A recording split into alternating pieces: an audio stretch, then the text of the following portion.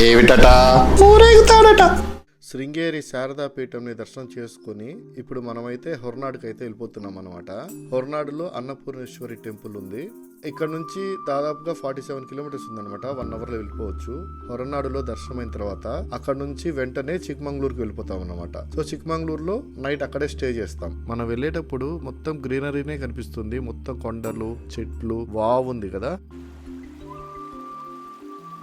Karnataka series మొత్తము ఎక్కడ చూసినా వాటర్ ఫాల్స్ కనిపిస్తాయి. మనం ఇప్పుడు శృంగేరి నుంచి హొరనాడు పోయే మధ్యలో ఈ వాటర్ ఫాల్స్ కనిపించింది మనకి. చాలా బాగుంది. ఫుల్ గా ఎంజాయ్ చేసుకొని ఇక్కడ నుంచి అయితే స్టార్ట్ అయిపోయాం. 47 కిలోమీటర్స్ ట్రావెల్ చేసిన తర్వాత మనకైతే ఒక ఊరు కనిపిస్తా ఉంది. ఇక్కడ నుంచి మనం స్ట్రైట్ గా వెళ్ళామంటే మనము హొరనాడుకి అయితే చేరుకుంటాము. స్టార్టింగ్ నుంచి ఫుల్ ఘాట్ రోడ్డు, అంతేకాకుండా సింగిల్ రోడ్డు. అక్కడక్కడ రోడ్ అయితే అసలు చాలా ఘోరంగా ఉందన్నమాట. అస్సలు బాగలేదు. ఒక ప్లేస్ లో అయితే మేము అసలు కార్ ని పక్కకు పెట్టేసాము మా వల్ల కాక. అంత ఘోరంగా ఉంది రోడ్ అంతా కూడా.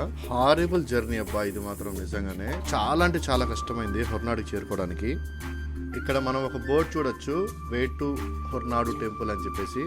సో మనమైతే టెంపుల్కి వచ్చేసాము. చాలా దగ్గరలో ఉన్నాము. అన్నపూర్ణేశ్వరి టెంపుల్ అన్నమాట మనం వచ్చింది.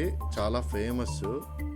ఎవరైతే శృంగేరికి వస్తారో వాళ్ళందరూ కూడా ఖచ్చితంగా హొరనాడుకి వచ్చి అన్నపూర్ణేశ్వరి దేవాలయాన్ని అయితే సందర్శిస్తూ ఉంటారనమాట. చుట్టూ కొండలు, దట్టమైన అడవి, మధ్యలో అన్నపూర్ణేశ్వరి దేవి ఆలయం. చాలా చాలా చాలా బాగుంది. చాలా చాలా ప్రసిద్ధి కూడా. ఇప్పుడు మనం చూస్తున్నాం కదా, ఇవన్నీ కూడా కాటేజెస్ అనమాట. దీంట్లో కొన్ని గవర్నమెంట్ ఉన్నాయి, కొన్ని ప్రైవేట్ ఉన్నాయి. మేమైతే ఇక్కడ స్టే చేయట్లేదు, ఎందుకంటే ఇక్కడ నుంచి దర్శనం చేసుకుని వెంటనే వెళ్ళిపోవాలి నెక్స్ట్ డెస్టినేషన్ కి. మనకి అక్కడ దూరంగా కనిపిస్తుంది కదా ఒక గోపురము, అదే అన్నమాట మెయిన్ ఎంట్రన్స్ టెంపుల్ కి. లేట్ చేయకుండా మనమైతే దర్శనానికి వెళ్ళిపోదాం పదండి. ఇక్కడ మనం చూడొచ్చు ఆది శక్త్యాత్మక శ్రీ అన్నపూర్ణేశ్వరి టెంపుల్. ఇప్పుడు మన కర్ణాటక సిరీస్ లో లాస్ట్ టెంపుల్ ఇదే అనమాట. నెక్స్ట్ మనము చిక్మంగళూరుకి వెళ్తున్నాము. చిక్మంగళూరులో ఏంటంటే కర్ణాటకలోనే పీక్ హిల్ స్టేషన్ అనమాట మనం వెళ్ళేది. చాలా చాలా బాగుంటుంది. ఆ వీడియోని మాత్రం అస్సలు మిస్ అవ్వద్దండి. ఇప్పుడైతే మనము అన్నపూర్ణేశ్వరి టెంపుల్ కి దర్శనం కోసం వెళ్తున్నాము. ఇలా స్టెప్స్ ఎక్కి వెళ్ళాలన్నమాట. చాలా మంది భక్తులు దర్శనానికి వచ్చినట్టున్నారు. మనం పార్కింగ్ లో చూసాం కదా, చాలా కార్లు పార్క్ చేసి ఉన్నాయి. ఇప్పుడు మనం చూస్తున్నది మెయిన్ టెంపుల్ అన్నమాట. మెయిన్ టెంపుల్ ఎంట్రన్స్ ఇక్కడ నుంచే వెళ్ళాలి టెంపుల్ కి. మనం టెంపుల్ నుండి చూసామంటే మనకి 360 డిగ్రీస్ లో ఇలా కనిపిస్తుంది అన్నమాట.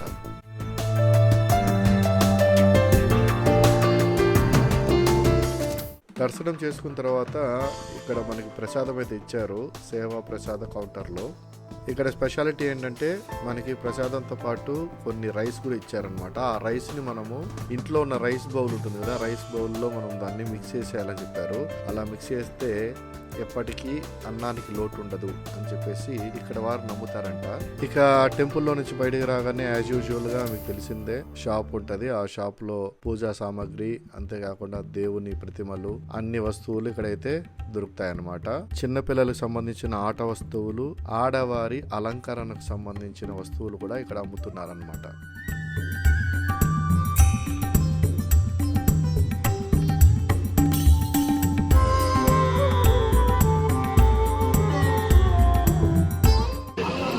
సో ఇప్పుడు మనము అన్నపూర్ణేశ్వరి దేవి కటాక్షం అన్ని తీసుకున్నాము, ఆశీర్వాదిస్తున్నాము, ప్రసాదం తీసుకున్నాము. తీసుకొని మరి ఇక్కడ నుంచి మనం చిక్మంగళూరు వెళ్ళిపోదాము. ఎందుకంటే నైట్ అయ్యే లోపల మనం చిక్మంగళూరు చేరుకోవాలి. ఈరోజు నైట్ చిక్మంగళూరులో స్టే చేసేసి రేపు మార్నింగ్ నుంచి చిక్మంగళూరు మొత్తం ఏముందో అవన్నీ కూడా ఎక్స్ప్లోర్ చేద్దాము. ఓకేనా?